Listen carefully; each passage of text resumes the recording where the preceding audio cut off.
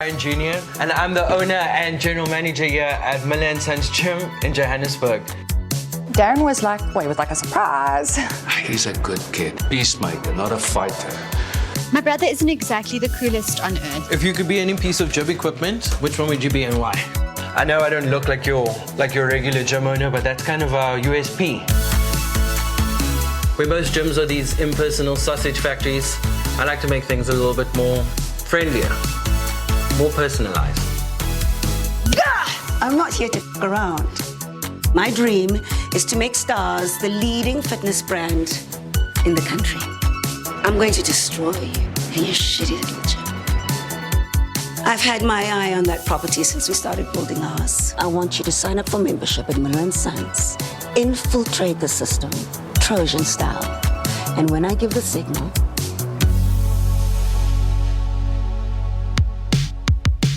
I want to send that woman a message. Let her know we're not going down without a fight.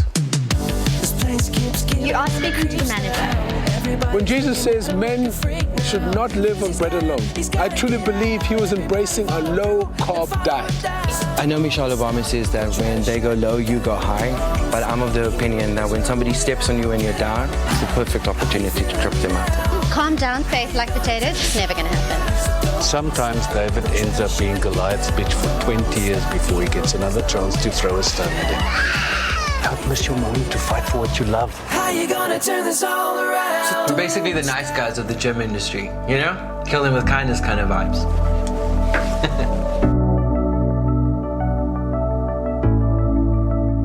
So it's a David and Goliath narrative that sees the lovable Daryn Junior pitted against Funi, the ruthless owner of a multinational fitness center. That's a new mockumentary comedy titled Daryns Gym, which boasts a star-studded cast that includes local favorites Natasha Sutherland, Hlubi Mboya, Siv Ngesi, Deon, Coetzee and Carla.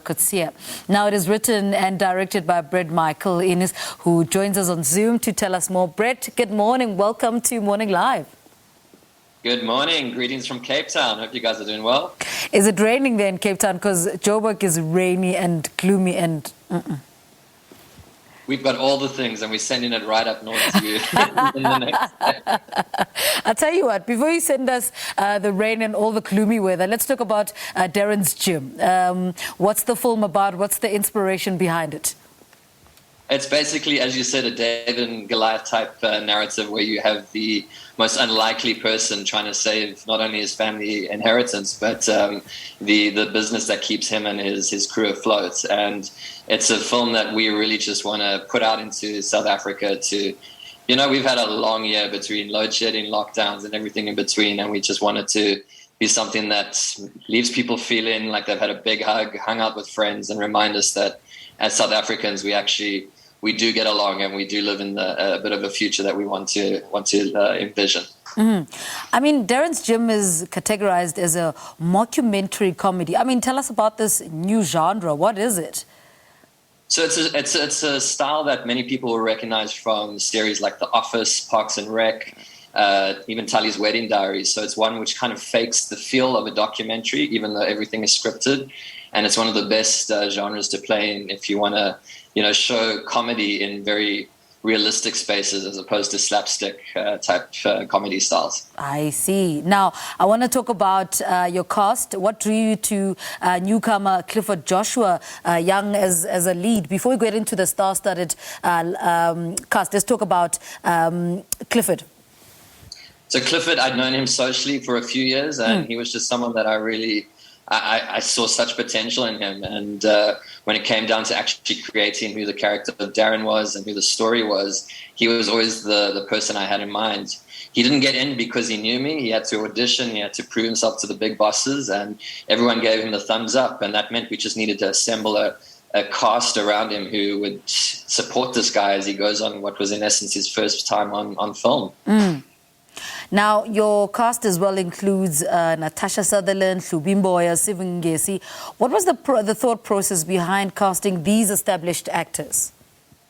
So I think the obvious route would have been to cast comedic actors, but I wanted to direct this as a drama as opposed to comedy. It was always this thing of play to truth and not to a punchline, because life is so funny. And I wanted some of the top in SA who are recognized for their dramatic work. And I think they really just understood the genre, the way to work. And this enabled us to create characters who we recognize on screen as people we would see in real life, as opposed to just heightened caricatures of who we imagine goes to a gym.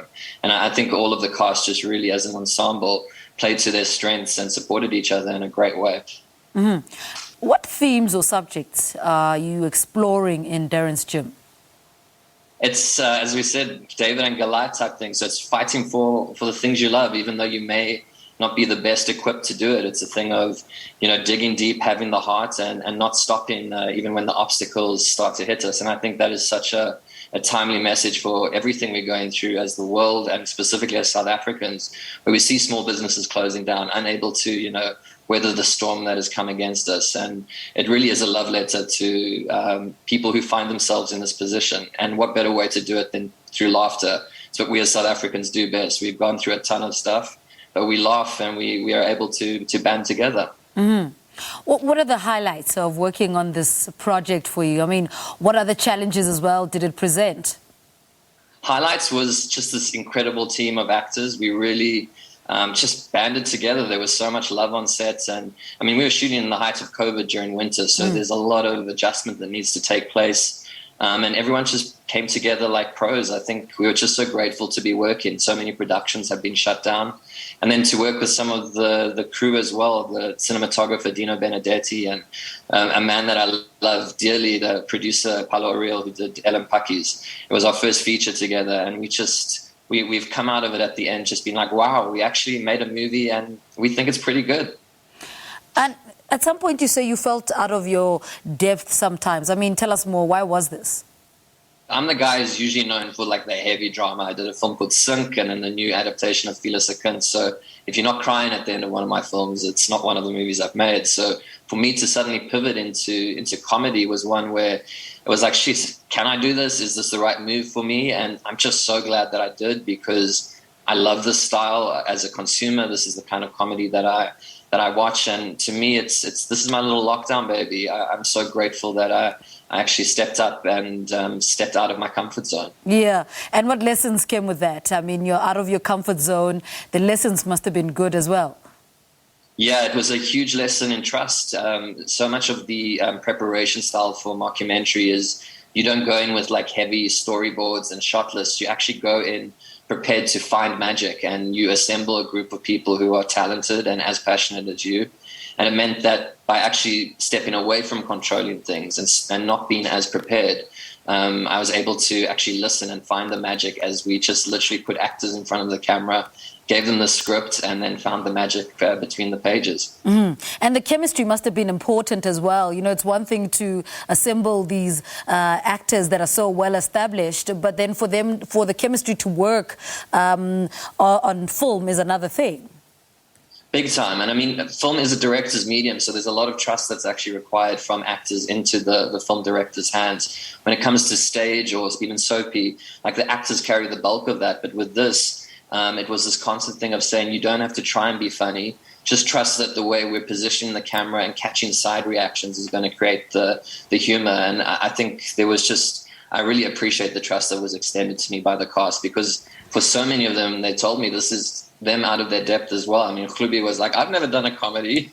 Yes. I don't know if I'm going to be funny. And I think she's one of the favorite characters to come through this. So definitely a future for her in comedy if she leans into it. That was going to be my next question, that, for somebody like Hlubi Mboya as well, who we are used to, as a serious, actress as well, how was it working with her on that? For Siv, it might be a bit easier, but for somebody like Hlubi, it might have been a bit difficult. How was that for her?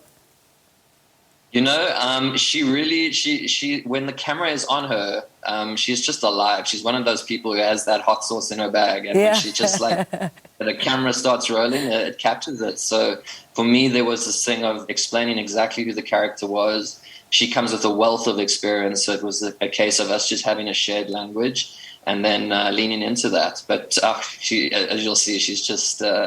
It's interesting having someone who's a villain, but you still actually like them. It's such a hard line to tread, and I think she did it beautifully. All right. And then working alongside the producer, how was that? He's great. Paolo and we've done a couple of short films together, one called Five Tiger that went to Sundance by director Nomawango Kumalo. And this is our first feature together. And that man, he's my Portuguese papi. He's the guy who, if we need to get stuff done, he goes out there and he's got his hands in the dirt and he comes back with a solution. So one of my favorite humans in the world. Yeah. I want to talk about the location. It looks amazing. Talk to us about that. So the inspiration for the piece was I used to gym in Randburg at one of the big fitness centers, and right next to it was this tiny little gym, and I'd always wondered, how do they stay afloat when they are literally in the shadow of this big fitness center? And when the script was written, I said to Paolo, well, why don't we go and see if this gym is available? And that actually became the location. It's a spot called Body Conscious in Randburg, and they hosted us like absolute champs. You'll see a lot of their fitness people like in the background of the film. They just came alive and really gave us a texture which felt like a real gym as opposed to something we'd created on a set. Yeah. All right, Brett, talk to us about release date. I think you released on the 1st of December. How long are you running for?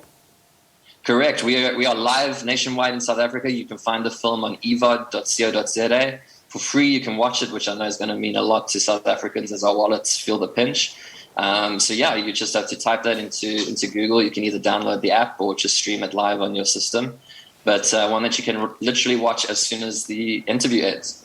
All right, Brett, thank you so much for talking to us. Thank you for waking up for us. Brett Michael Innes is the writer and director of Mockumentary Comedy, Daryns Gym, which boasts a star-studded cast that includes local favorites Natasha Sutherland, Hlubi Mboya, Siv Ngesi, Deon, Coetzee and Carla Classen.